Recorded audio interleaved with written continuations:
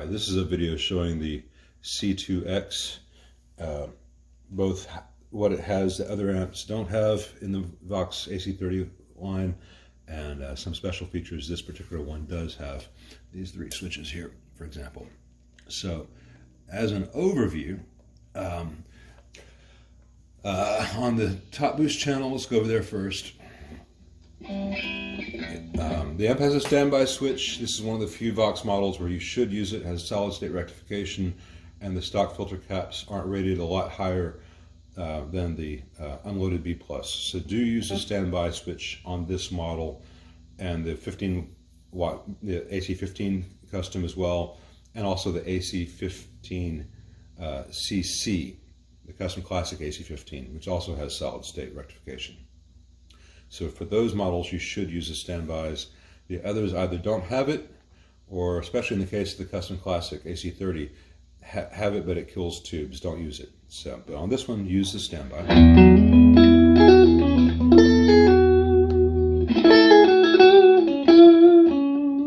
So it's got a really nice sounding reverb that I don't have the tank hooked up right now. Trust me on that. The reverb's really nice on this.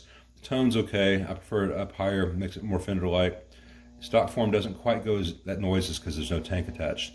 Stock form, the the depth doesn't go quite as high as I'd like. This one's been modded maybe before this amp ships out. I'll show that. It's got a very good sounding tremolo, which is very similar to what Fender put in the Princeton reverb.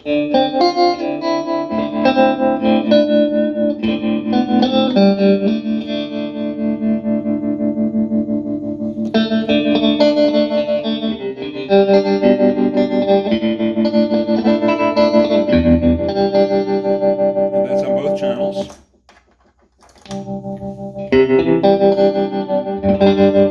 I think it's a better sounding, more versatile tremolo than on any of the other Vox models. The JMI and TBX isn't that great. The one in the CC is similar to this, only it thuds. Now you can hear that noise there. That goes down. Some of that's background noise. This thing can thump at some speed and depth settings.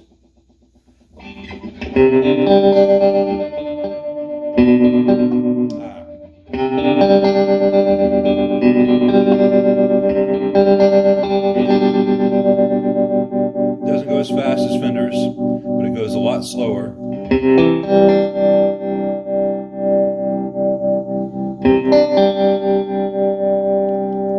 Anyway, it's a really nice tremolo for this range. The master volume, as I mentioned, isn't that great. This amp has variable voltage installed, and for the rest of this video I'm going to turn it down because my wife is upstairs doing Zoom calls.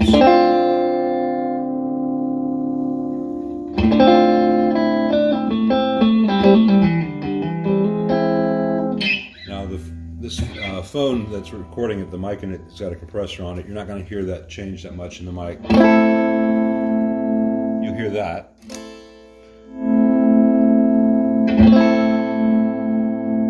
So from about noon, it's quite a bit of attenuation.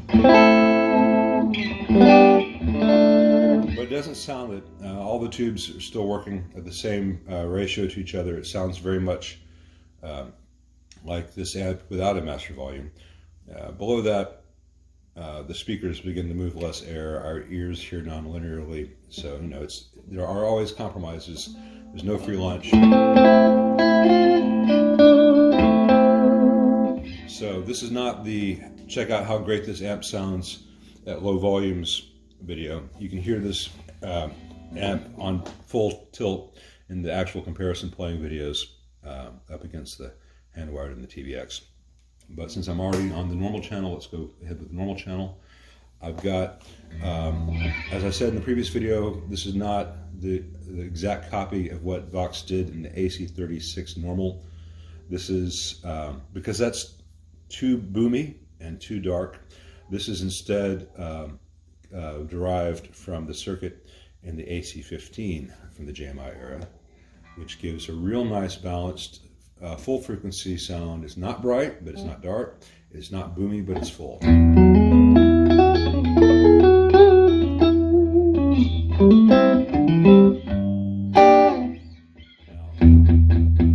Now, turn the variable voltage up a little bit just so it's more likely that the cell phone will pick up this. Here's the full lows. I've made it a tight switch.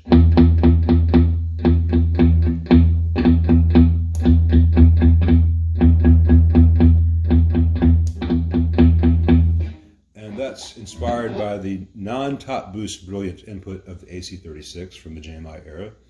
It's not quite as attenuating the lows as the actual non-top boost brilliant channel did, because I found that was a little bit anemic and a little bit over the top.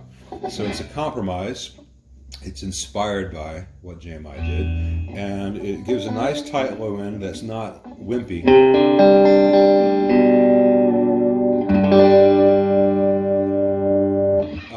So you can tighten up the low end if you have a 335 or Les Paul with a muddy neck pickup. And for the higher gain stuff, it can be really useful. I'm going to start with a Strat, a bridge humbucker, and then I'm going to go to the Les Paul. So this is full.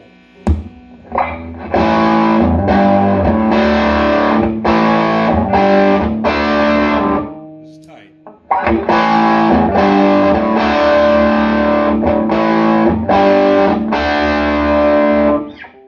Switch to the Les Paul.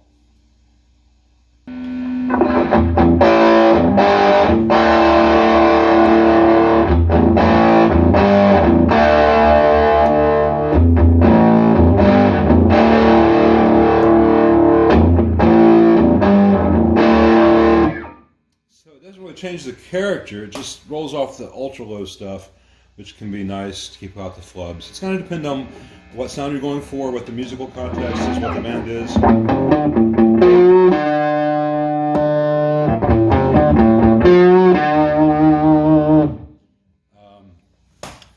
If you have a whole bunch of keyboards or a really active bass player, that can be especially useful.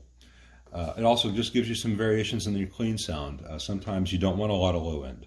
Listen to the original recording of Little Wing. There's almost no bass on that thing at all. But anyway, that's for that. Let's go to the top boost channel. I'm going to stick with the Les Paul for a brief moment. Let's see here. So right now I've got the typical AC30 sound. Let's go to neck middle for the clean.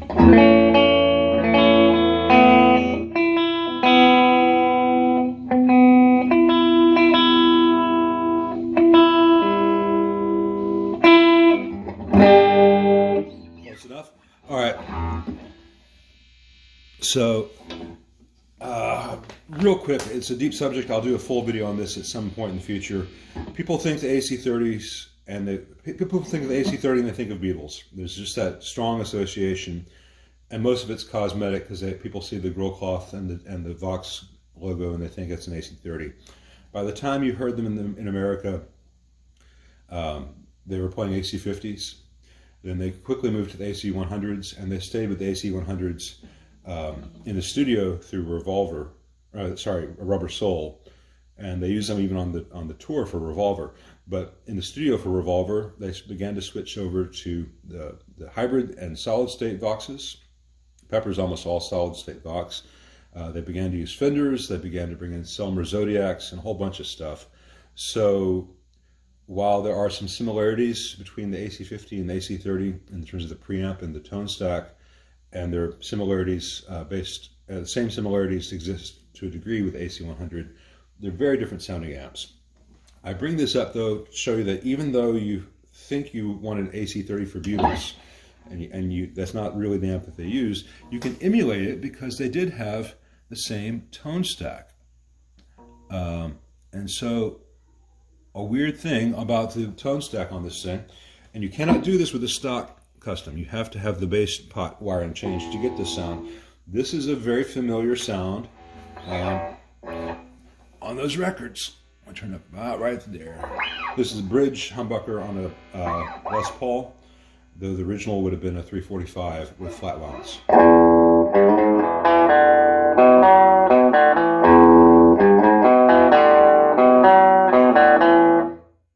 also with gobs compression. But that response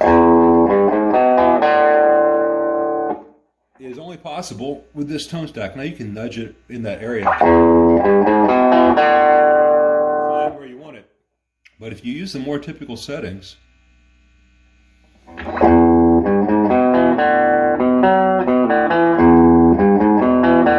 doesn't sound anything like those records. Those have a lot of mid-range. And if you want the live sound, you just turn it up a little bit.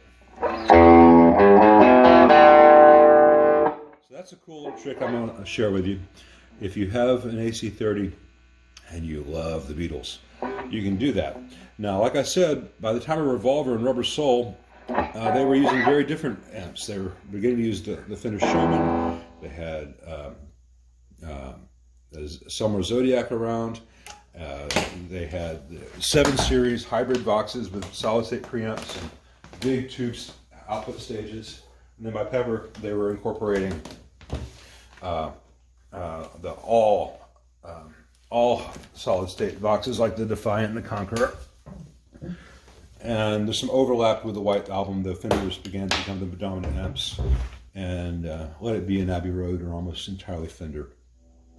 And of course, there's that 63 Bassman floating around throughout the years, starting about the time of Rubber Soul. I don't think a lot of guitar was used on that at that period. But the big transition from the AC50 and AC100 to the hybrid and then this solid state Voxes changed the character of the amps quite a bit. And I've put in a switch here which kind of emulates what that response can sound like. So I'm going to go back to a more typical sound because the preamps of those amps sounded very different. And I want to show you what this switch does if you're using it for kind of an attitude adjustment. And while it's not going to make this amp sound like the amps they actually used, it actually does sound a lot like it. So here's without that switch.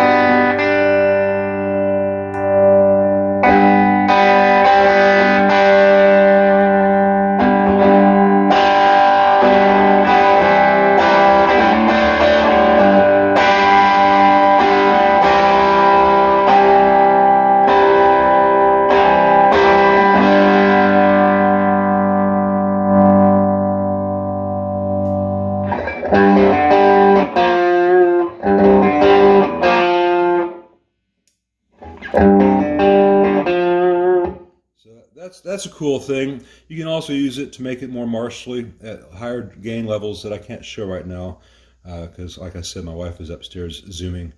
But yeah, that mid-range character change and gain increase is really a cool thing to have.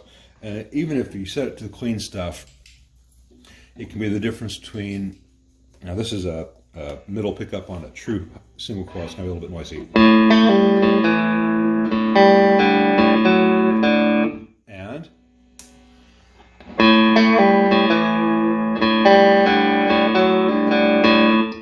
so I think that's worth the price of admission. Let's go back to just the straight AC30 clean sound that everyone knows and loves.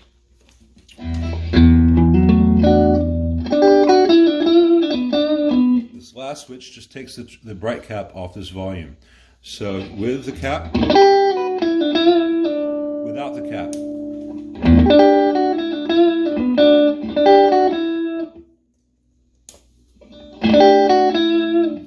So the amp still has lots of high end without the cap. And you can compensate.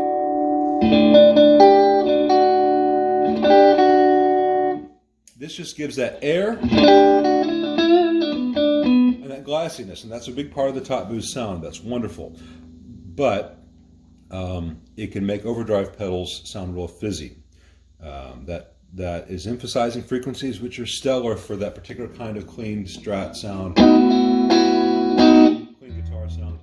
But with overdrive pedals, that can be fizz city. It just can be really harsh. So with a switch, you can take that off. So right now, if I had a rat pedal, this thing would sound killer. A rat pedal into this, though, can take your head off. So it's just another little subtle thing to be able to control the sound, make the amp more versatile. So especially between this and this, you've got a lot of control, especially now that I've shown some of you guys some of the weird wonderfulness of the top boost circuit that you can't get from this amp in stock form because they miswired the bass pot, which I will never understand.